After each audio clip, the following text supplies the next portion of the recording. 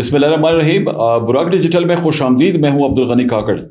ناظرین، پاکستان میں 27ویں آئینی جو ترمیم ہے، اس حوالے سے کچھ جو سیاسی جماعتیں ہیں ان کی جانب سے کچھ متضاد جو موقف ہے وہ سامنے آ رہا ہے، اور یہ سیاسی جماعتیں جن میں بلوچستان نیشنل پارٹی مینگل بھی شامل ہے.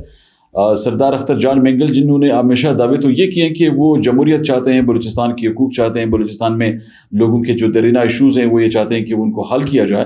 لیکن اس آئینی ترمیم میں جو اقدامات کیے گئے ہیں، خاص کر اگر ہم بلوچستان کا اس میں دیکھیں تو یہاں پہ حلقہ بندیوں کے حوالے سے جو چیزیں سامنے آ رہی ہیں، اس پر تو جو پاکستان کی جو دوراندیشی پر مبنی ہماری جو سیاسی لیڈرشپ ہے وہ تو اس سٹیپ کو بہت اہم قرار دے رہی ہے اور اپریشیٹ کر رہی ہے. لیکن اختر مینگل صاحب اور ان کی طرح دیگر کچھ لوگ ایسے ہیں جو بلا وجہ تنقید کر رہے ہیں اور اس معاملے کو ابہام کا شکار بنانے کی کوشش کی جا رہی ہے. آج کے پوڈ کاسٹ میں ہم کچھ احاطہ کریں گے اس صورتحال کا بھی، اور کچھ دیگر ایشوز بھی ہیں.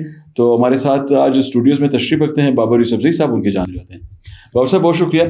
آپ نے دیکھا کہ یہ 27ویں جو آئینی ترمیم ہے، اس حوالے سے مختلف چیزیں سامنے آ رہی ہیں، اور ابھی پارلیمان میں مختلف جو بڑی جو سیاسی جماعتیں ہیں جنہوں نے سیاسی بصیرت کا مظاہرہ کیا ہے اور اس ترمیم کو منظور کرنے کے لیے انہوں نے کردار ادا کیا ہے. تو آپ کیا سمجھتے ہیں یہ جو کچھ لیڈرشپ ہے سیاسی، وہ اس تمام پروسیس کو جو متنازع بنانے کی جو کوشش کر رہے ہیں، کس طرح دیکھتے ہیں؟ کیا آپ کے خیال میں اس کے پیچھے بھی کچھ دیگر محرکات ہیں، یہ جان بوجھ کر متنازع بنا رہے ہیں تاکہ یہ جو چیزیں ہیں یہ مزید ابہام کا شکار رہیں؟ بسم اللہ الرحمن الرحیم. اللہ پاک قرآن پاک میں فرماتے ہیں ان مع العسر یسرا، بے شک ہر مشکل کے بعد آسانی ہے. سب سے پہلے میں پوری پاکستانی قوم کو مبارکباد پیش کرتا ہوں. الحمدللہ ثم الحمدللہ 27ویں آئینی ترمیم جو ہے وہ سینٹ آف پاکستان سے منظور ہو چکی ہے. 27ویں آئینی ترمیم کے منظور ہونے کے بعد میں سمجھتا ہوں کہ انشاءاللہ پاکستان کے آئین میں اور قانون میں جو کچھ پیچیدگیاں تھیں انشاءاللہ وہ حل ہوں گی، اور اس کا جو ڈائریکٹ جو فائدہ ہے وہ پاکستان کی عوام کو پہنچے گا. جی بالکل. کچھ ایسے سیاستدان ہیں جو منافقانہ ٹولہ ہے، جو منافقت کرتے ہیں، جو عوام کے سامنے کچھ اور ہوتے ہیں، عوام کے پیچھے کچھ اور ہوتے ہیں، وہ اس آئین کے اوپر بھی اپنی اس ترمیم کے اوپر بھی اپنی سیاست کر رہے ہیں. لیکن میں یہ سمجھتا ہوں کہ یہ ترمیم کا اگر سب سے زیادہ فائدہ ہوگا تو وہ بلوچستان کو ہوگا. اس کی ترمیم میں ایک شک ہے، اس شک کے مطابق بلوچستان میں حلقہ بندیاں کی جائیں اور صوبائی اسمبلی کی نشستیں اور قومی اسمبلی کی نشستیں بڑھائی جائیں. دیکھیں، اگر بلوچستان میں صوبائی اسمبلی کی اور قومی اسمبلی کی نشستیں بڑھتی ہیں تو اس سے ایک عام بلوچستانی جا کر نمائندگی ادا کرے گا قومی اسمبلی میں اور صوبائی اسمبلی میں. ایک عام بلوچستانی کو موقع ملے گا وہ اپنے علاقے کو ریپرزینٹ کرے، اپنے لوگوں کو ریپرزینٹ کرے. یہ تو بلوچستان کے حق میں بات ہے. جہاں تک آپ نے ایک سیاستدان کا نام لیا، میں آپ کو بتاتا چلوں کہ اس سیاستدان کی جماعت کی ایک سینیٹر نے کل اس ترمیم کے حق میں ووٹ دیے. آپ کو پتہ ہے نسیمہ احسان صاحبہ نے، انہوں نے 26ویں آئینی ترمیم کے بھی حق میں ووٹ دیا تھا. پھر انہوں نے کہا کہ ہم اسے پارٹی سے نکال دیں گے، اسے ڈی سیٹ کروا دیں گے، لیکن سارا ٹوپی ڈرامہ. اب کل انہوں نے 27ویں آئینی ترمیم کے حق میں بھی ووٹ دیا ہے. بہت اچھی بات ہے. دیکھیں، ایک پازیٹیو چینج ہے. پاکستان کے لوگوں کو، پاکستان کے پولیٹیشینز کو، انہیں جو اوپر سے جو پارٹی کے ہیڈز ہوتے ہیں انہوں نے پابند کیا ہوا ہوتا ہے، اپنا غلام بنا کے رکھا ہوا ہوتا ہے. اب اس زنجیر کو لوگ توڑ رہے ہیں. میں خراج تحسین پیش کروں گا سیف اللہ بڑو کو، کل انہوں نے ایک بہت ہی بہترین ڈیسیجن لیا. میں خراج تحسین پیش کروں گا احمد خان خلجی کو کہ انہوں نے بہترین فیصلہ کیا. دیکھیں، یہ فیصلے جو ہیں یہ ملکی مفاد میں، ملک کے وسیع تر مفاد میں. فیلڈ مارشل عاصم منیر نے جس طریقے سے پاکستان کا نام روشن کیا ہے، اب اللہ پاک انہیں عزت دے رہا ہے. اس ترمیم کے ذریعے انہیں تحیات عزت سے نوازا جا رہا ہے. ابھی بھی جو ملک کے حالات ہیں، اندرونی دشمن ہو یا بیرونی دشمن ہو، وہ پاکستان کو غیر مستحکم کرنے کے لیے لگا ہوا ہے. کل دیکھیں نا، بھارت میں ایک دھماکہ ہوا ہے. اب بھارت نے اس دھماکے کو جو ہے نا بنیاد بنا کر پاکستان پہلگام کی طرح ایک ڈرامہ ہے. جی، فلیگ فاسٹ جو وہ آپریشن جو ہے وہ کرنا چاہ رہا ہے. وہ جو ہے نا جیسے پہلگام میں اس نے کیا، اس سے پہلے جو ہے نا پہلوانہ میں اس نے یہی کیا تھا، اور اب جو ہے نا وہ پھر آ کر جو ہے نا دہلی کو بنیاد بنا کر کرنا چاہ رہا ہے. اگر ہمارے پاس ایک مضبوط چیف آف آرمی اسٹاف نہیں ہوگا، فیلڈ مارشل نہیں ہوگا، اگر اس کے پاس تمام اختیارات نہیں ہوں گی، آپ بتائیں ہم بھارت کا، اسرائیل کا، افغانستان کے تمام دشمنوں کا مقابلہ کیسے کریں گے؟ کرنے کی کوشش بھی ہو رہی ہے نا. یس ایگزیکٹلی، پاکستان کو بڑا آئسولیٹ کرنے کی کوشش ہو رہی ہے. لیکن عزت ذلت میرے رب کے ہاتھ میں ہے. اللہ پاک نے پاکستان کو عزتوں سے نوازا ہے. ہم نے مئی کے مہینے میں بھی انہیں بتا دیا تھا، ہم آگے بھی جا کر انہیں بتائیں گے. تو یہ دیکھیں گے جو ترمیم کے خلاف جو باتیں کر رہے ہیں، یہ جو ہے نا میں سمجھتا ہوں منافقانہ ٹولہ ہے، اور یہ منافقت کر رہا ہے. اندر سے یہ سارے ملے ہوئے، اور انہیں یہ بھی پتہ ہے کہ یہ ترمیم پاکستان کے حق میں ہے، یہ ترمیم پاکستان کی عوام کی حق میں.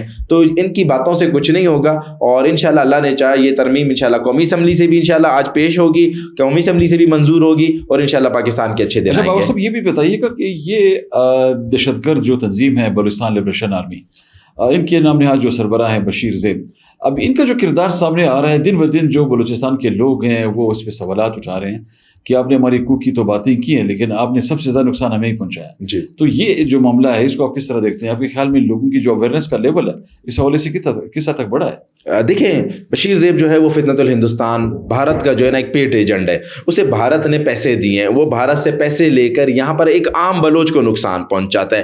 اس کا جو بلوچ کی جو ترقی ہے اس سے کوئی لینا دینا نہیں ہے, بلوچ نوجوانوں کے مستقبل سے اس کا کچھ لینا دینا نہیں ہے. اس کی پوری کوشش ہے کہ زیادہ سے زیادہ جو ہے نا بھارت کے کہنے پر, بھارت کی فنڈنگ پر ایک عام بلوچ کو نقصان پہنچایا جائے. اب آپ دیکھیں عام بلوچوں کو نقصان پہنچانا یہ شروع ہو گئے. ہائی ویز پر کسے لوٹتے ہیں؟ عام بلوچوں کو لوٹتے ہیں. ترقی کس کی متاثر کرتے ہیں؟ عام بلوچ کی متاثر کرتے ہیں. ڈیولپمنٹ کس کی متاثر کرتے ہیں؟ عام بلوچ کی متاثر کرتے ہیں. میں نے آپ کو پہلے بھی بتایا تھا, آپ سے میری ڈسکشن ہوئی تھی اس معاملے پر کہ ایک کمپنی ہے کنسٹرکشن کمپنی ڈی بلوچ کے نام سے, جو خزدار سے لے کر لزبیلا تک اس شارع کو دو رویہ بنا رہی ہے. اب یہ روزانہ جا کر BLF کے دہشت گرد جاتے ہیں, اس کی مشینری جلا دیتے ہیں, مزدوروں کو اغوا کرتے ہیں. اب یہاں تک کہ جو سندھ کی جو قوم پرست جماعتیں ہیں انہوں نے جو ہے نا BLA اور BLF کو جو ہے نا لان و تان اور لانتے دینا شروع کر دی ہے اور ان کو کہنا شروع کر دیا ہے کہ ہمارے سندھی مزدور اس کو اب کیوں اغوا کر رہے ہیں. اچھا, اس میں بابر صاحب یہ ان کے ساتھ اس تنظیم میں یہ لوگ جو شامل ہوئے تھے, سندھ میں بھی تو دہشت گردوں کی ایک تنظیم بنی ہے نا, سندھو دیش ریولوشنری آرمی کے نام سے,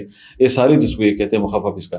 تو اب یہ تنظیم بھی ان کی نظریات کے ساتھ تو ہمانگی رکھتی تھی, لیکن اب اطلاعات یہ بھی سامنے ہے کہ وہ بھی ان سے الگ ہوگی. جی دونوں میں آپس میں پھوٹ پڑ گئی ہے. یہ بھی ایک بڑا, جی بالکل. دیکھیں وہ جو ایک تنظیم بنی تھی ان سب کا باپ ایک ہی تھا. ان سب کا باپ جو تھا وہ ہندوستان تھا. ان کو پیسے دینے والا بشیر زیب کو, علا نظر کو, یا وہاں پر جو یہ سندھو دیش جو تھی اس کو پیسے دینے والے جو تھے یہ سارا ہندوستان ہی تھا. یہ پاکستان کو غیر مستحکم کرنا چاہتا تھا. لیکن جب انہوں نے BLA BLF والوں نے اپنے ٹریک سے ہٹ کر ان مزدوروں کو جن کا تعلق سندھ سے تھا یا جو سندھی تھے, اب دیکھیں وہ سندھی جو تنظیم ہے اس نے بھی اپنا عوام میں تو ایک جو ہے نا سروائیول رکھنا ہے, تو انہوں نے کیا کرنا شروع کیا, سندھی مزدوروں کو اٹھانا شروع کر دیا. اب وہ بھی ان کو جو ہے نا لان و تین کر رہی ہے. پہلے یہ کمبائن مشترکہ کام کر رہے تھے, آپ نے دیکھا ہوگا کہ کچھ دنوں پہلے سکر میں اور جیکما بعد میں ریلوے ٹریک کو اڑانے کی کوشش کی, یہ وہاں پر کمبائن ایڈونچر میں کام کر رہے تھے. لیکن اب انہوں نے ان کو ڈس آن کرنا شروع کر دیا. یہ آگے انشاءاللہ انہیں مزید پھوٹ پڑے گی, ایک دن آئے گا کہ انشاءاللہ یہ ایک دوسرے کو خود ماریں گے. انہوں نے آپسی لڑائیوں میں مرنا ہے. بالکل. اچھا بابر صاحب, یہ جو بلوچستان کے اندر یہ ہمارے بلوچ جو قبائل ہیں, مختلف قبائل کے لوگوں کو BLA نے نشانہ بنانا شروع کیا ہے اور قبائلی عمائدین کو یہ لوگ نشانہ بنا کر مار رہے ہیں.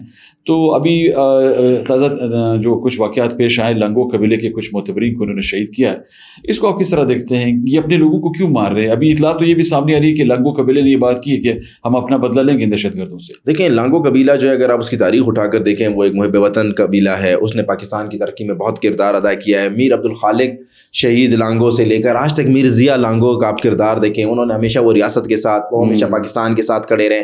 انہوں نے پاکستان کے آئین کی بات کی ہے, قانون کی بات کی ہے. ان بزدل دہشت گردوں کو جب سے منگوچر میں, کلات میں, اور یہ جو ہمارا یہ جو بیلٹ ہے کلات بیلٹ اسپیشلی, یہاں پر جب جو ہے نا شکست کا سامنا ہوا, یہاں پر IBOs آپریشن ہوئے, یہاں پر ان کی کمر توڑ دی گئی, زہری سے ان کو بھگا دیا گیا, تو اب انہوں نے یہاں پر کیا شروع کیا کہ مقامی لوگوں کو ٹارگٹ کرنا شروع کیا ہے. غنی صاحب آپ کو بڑی انٹرسٹنگ بات بتاتا چلوں, انہوں نے جن ہمارے 4 بہادر ہمارے پاکستان کے نوجوانوں کو, پاکستان کے بیٹوں کو شہید کیا ہے, شاکر لانگو ہے, اس میں سعد اللہ لانگو ہے, طاہر لانگو ہے, منیر لانگو ہے, میں ان کے خاندان سے اظہار ہمدردی کرتا ہوں, انہیں خراج تحسین پیش کرتا ہوں. ان بزدل دہشت گردوں نے چھپ کر گھات لگا کر انہیں نشانہ بنایا.